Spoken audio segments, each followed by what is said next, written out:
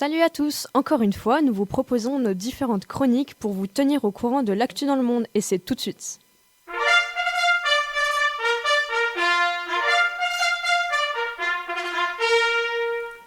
Bonjour à tous et à toutes. Comme vous le savez sûrement, c'est dans 3 jours que le Royaume-Uni sort de l'Europe définitivement.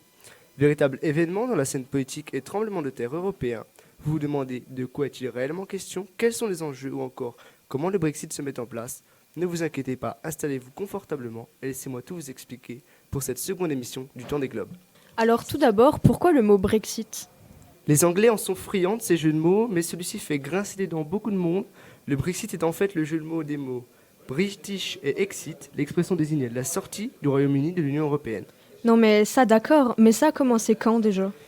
Eh bien, cela remonte à très longtemps. Le 23 juin 2016, lors d'un référendum organisé par l'ancien Premier ministre David Cameron, 51,9% des Britanniques ont choisi de quitter l'Union européenne.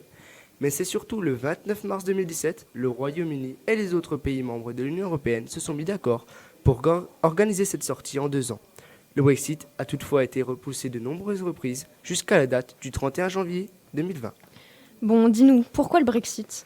Tout est une affaire de réélection. David Cameron voulait obtenir un second mandat de Premier ministre en raison d'un référendum qu'il fallait créer. Le 23 juin 2016, avec 51,9% des voix, c'est le camp du Leave qui l'a emporté le jour du scrutin. La participation a été supérieure à 72%, un record pour le pays. David Cameron, qui avait fait campagne pour le maintien, démissionne et est remplacé par l'ancienne ministre de l'Intérieur, Theresa May, en juin 2016, jusqu'à l'élection très récente de Boris Johnson, 3 ans plus tard. Il faut savoir que l'histoire du Brexit est très compliquée, mais sachez juste que la date a été repoussée de nombreuses fois. Ok, mais ils vont sortir cette fois ? Eh bien oui, enfin c'est une bonne chose pour tout le monde. Avec l'accord d'Ursula von der Leyen, la présidence de l'Union européenne, le texte va être soumis au Parlement européen demain, ou plutôt jeudi, pour ratification. Jeudi, les diplomates des États membres de l'Union européenne approuveront par écrit l'accord pour permettre le départ de la Grande-Bretagne le 31 janvier à minuit. De plus, l'Assemblée britannique a approuvé cet accord. Tout est bien, qui finit bien. Hugo, tu nous cacherais pas quelque chose ? D'accord, on en arrive à la partie irrémédiablement négative de cette chronique, les conséquences de cette sortie. Pour le royaume d'Élisabeth II, c'est la débandade. Malgré une monnaie différente, le livre, il y a 40 milliards de dettes assurées envers l'Union européenne. Mais surtout, le pays est en train de voler en éclats, et ce pour 2 facteurs. La frontière irlandaise qui pose problème à de nombreux problèmes. Ainsi, les nationalistes irlandais se rassemblent et demandent une réunification. Au nord, les Écossais refont un référendum pour sortir du Royaume-Uni. Le dernier s'était résulté de 55% pour le maintien dans le Royaume-Uni. Mais cette fois, tout est à craindre. Nous arrivons peut-être à la fin de l'île. De plus... Hugo, pour le reste du monde, genre l'Europe et l'Amérique ? Ah oui, eh bien pour l'Europe, ce n'est guère mieux. En effet, c'est le symbole de la fragilité de l'Union. De plus, l'augmentation du nationalisme et des divergences de valeurs fracturent l'Europe.